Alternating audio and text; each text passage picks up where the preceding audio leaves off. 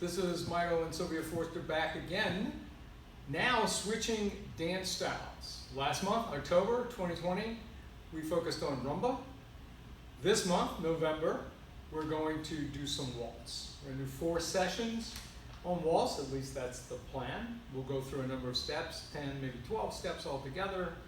Today we're going to talk a little bit first about characteristics of the waltz, the basic movement, let you hear some of the music, more of the style elements of it as kind of an introduction. But we'll also be doing some basic steps today. So, come on out. What's distinctive about waltz, first of all, is that it is danced to what's called 3/4 time. So the beat is a 1, 2, 3, 4, 5, 6, as opposed to slows and quicks, which is 4/4 time. So we don't have to get into the nuances of that, but it's very distinctive music that you dance the waltz to. A second characteristic that makes this dance different than last month's focus on rumba, which is a spot dance, this is called a line of dance style, which means it's going to move in a counterclockwise direction around the floor if you were dancing traditional ballroom. We're going to show you steps that you can dance anyway, right? Because most social settings you'll go into, quite possibly such as a wedding reception or any kind of just impromptu gathering, it's unlikely that people are going to be dancing in the line of dance style. But we're going to show you both, so you'll be able to see how it works. In fact, we'll show you a little bit of what line of dance looks like today. That's characteristic of the 3 core smooth dances in American ballroom, which in addition to waltz includes foxtrot and tango, which we'll get to considerably later on in 2021. So that's another distinctive characteristic of the waltz. It also has a different kind of a movement. If you looked at the rumba series, you remember that we emphasize the movement, if you will, below the body, right? It's the knees, it's the hips moving with the knees. That's what actually gives you the hip movement. Waltz is a quite different style. It's that more longer look. It's an elegant look. Some people describe it as an hourglass look that you're sort of striving for. Another thing that's different about the style and the movement of waltz is that in the traditional Latin dances, partners may make a lot of eye contact. Typically in waltz, you don't. It's a more formal kind of a look. So even though the hold is very similar, right? So this is not any much different from a rumba hold, but we're going to pull away from each other a little bit, and we're going to tilt our heads a little bit to the left. And that's particularly true of the follower, of the lady, right? But you can see if we move the position here that we're each looking across the other's shoulder, right? So I'm looking through this window over the follower's right shoulder. She's looking in the window over my right shoulder and tilting. So it gives you that longer look.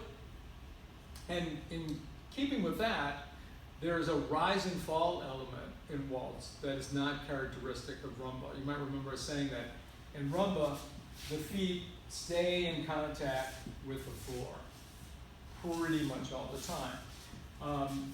And it's the ball of the foot that's making contact with the floor.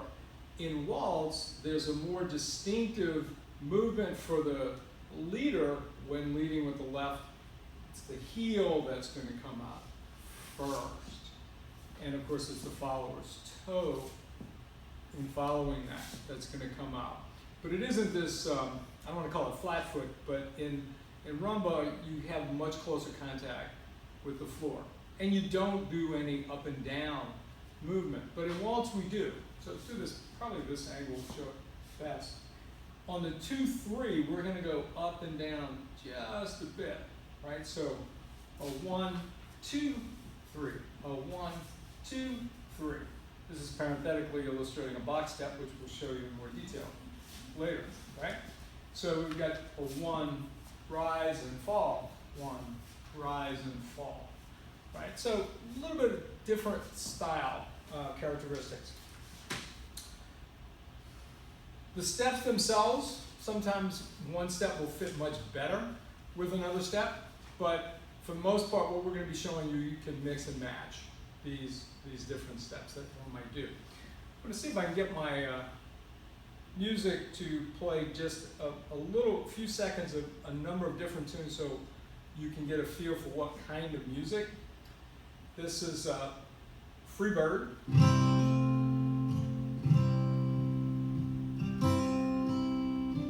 1, 2, 3, 1, 2, 3, or 1, 2, 3, 4, 5, 6.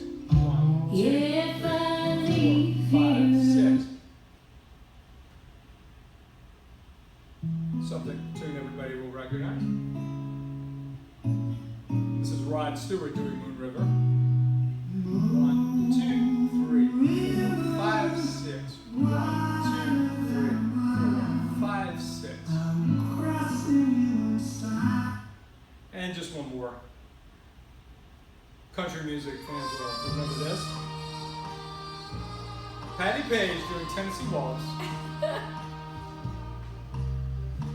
1, 2, 3, 4, 5, 6.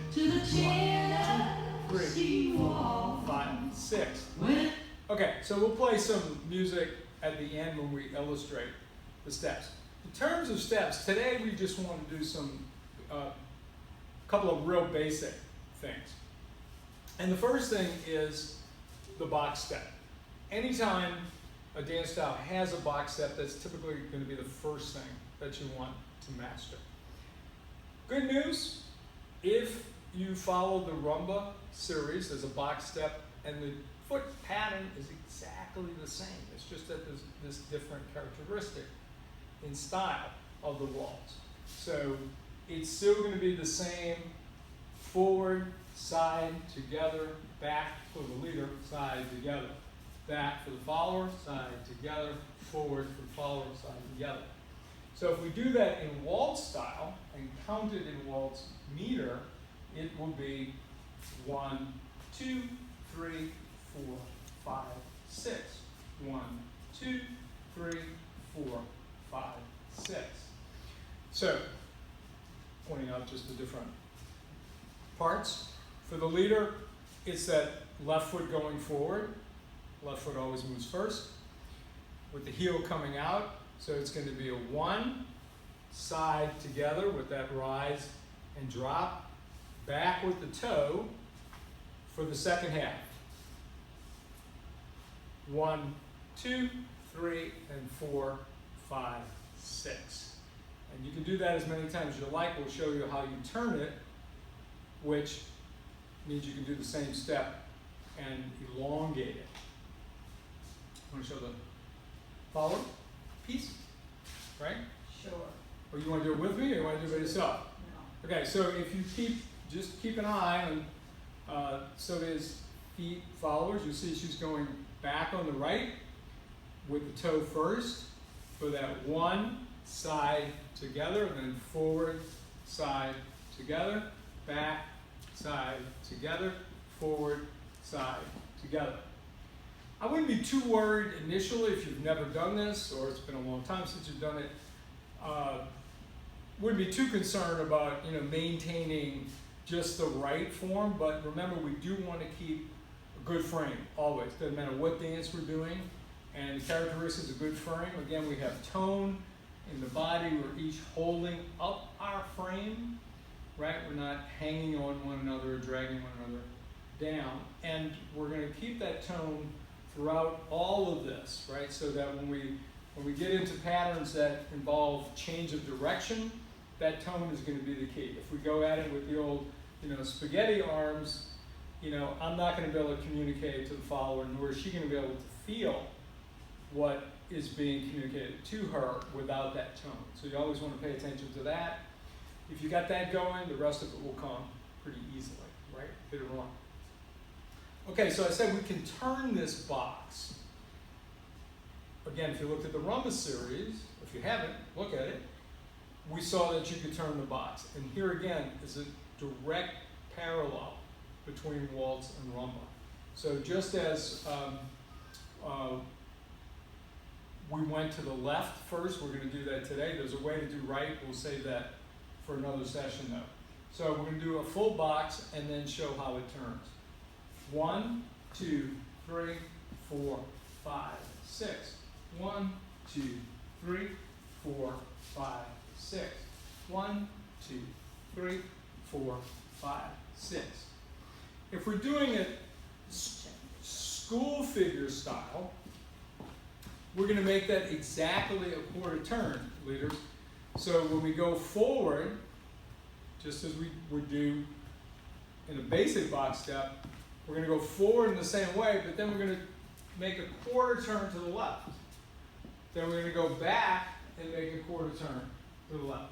We're going to go forward and make a quarter turn to the left, back, make a quarter turn to the left. Now, if you're dancing it in just a typical social situation where you're not doing the line of dance, it really doesn't matter how much you turn it, right? Because you can do it in exactly the same way you would do a rumba. So we'll do it at less than a quarter turn. 1, 2, 3, 4, 5, 6. 1, 2, 3, 4, 5, 6. 1, 2, 3, 4, 5, 6. If you pay attention to people doing waltz dancing in almost any movie, that's what they're going to be doing. They're not going to be doing, you know, the full quarter turn ballroom style, but that's an option as well. Okay, so there's no difference in the technique. Doing the turning box, exactly the same as the box, except for that physical movement. And leaders, that's up to us, right? Followers are going to go with us because we have a good frame. They're going to go as much or as little as we take them, right? So 1, 2, 3, 4, 5, 6. 1, 2, 3, 4, 5, 6. So in a couple of those moves, I did quarter turns in both movements. The last one, I didn't. I just wanted to straighten it up so we'd be facing in this direction. So again, no change in the basic foot patterns, movements, technique, all the same. The final thing we want to show in this first session is what's called balance steps. Now, balance steps are very useful in themselves. They look very nice as a distinctive step. They also happen to be very, very helpful if you are progressing down the floor and you have folks in front of you that you can simply plow through. That's another aspect of that floor craft concept, right? We have to be attentive to what else is going on on the floor.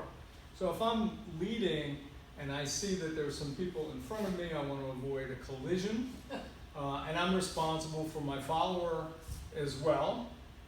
She shouldn't have to worry about looking behind her to see if we're going to crash into something, right? So again, I need to be using that window, using the vision. Then I can do same exact rhythm, not going to change, but I'm going to be basically doing kind of a holding pattern. So first we're going to do the forward and back. 1, 2, 3, 4, 5, 6. 1, 2, 3, 4, 5, 6, right? We can do the same thing side to side. 1, 2, 3, 4, 5, 6. 1, 2, 3, 4, 5, 6. And we can easily combine those front, back, left, right, from the leader's perspective. 1, 2, 3, 4, 5, 6. 1, 2, 3, and 4, 5, 6. Right? So we've covered now a box, a turning box, and a balance step. Right? Before we show those in combination with some music, we want to illustrate what it does look like to be dancing in a line of dance. Right? So far, this would be considered spot dancing. We're dancing in the same spot. If we do line of dance, we're going to need something out. Don't worry about mastering this particular step. I'm just going to show you what it looks like. We need a progressive step, right? So we'll do it coming at the camera. So, and again, the the line of dance is a counterclockwise movement around the floor. So if people were doing it perfectly in a ballroom situation, there wouldn't be a lot of dancing or any dancing in the center of the floor. It would all be on the outside of the floor, except for beginners. You know, they might want to be practicing their step in the middle. You know, or the kids, put them out there, right? So again, we'll break down the technique of this in another session, so don't worry about that. We just want to show what the movement looks like, right?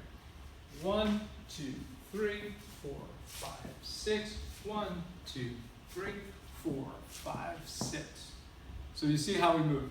Now we'd be in a corner, and there are strategies for dealing with a corner, which we'll cover in future sessions. One of those strategies is an underarm turn, which we'll get to in session 2. A 1, 2, 3, 4, 5, 6. Box. 1, 2, 3, 4, 5, 6. 1, 2, 3, 4, 5, 6. And now we're positioned to go that way, which is the new line of dance. So whatever direction you're moving is the line of dance. Okay? You want to check the video one more time?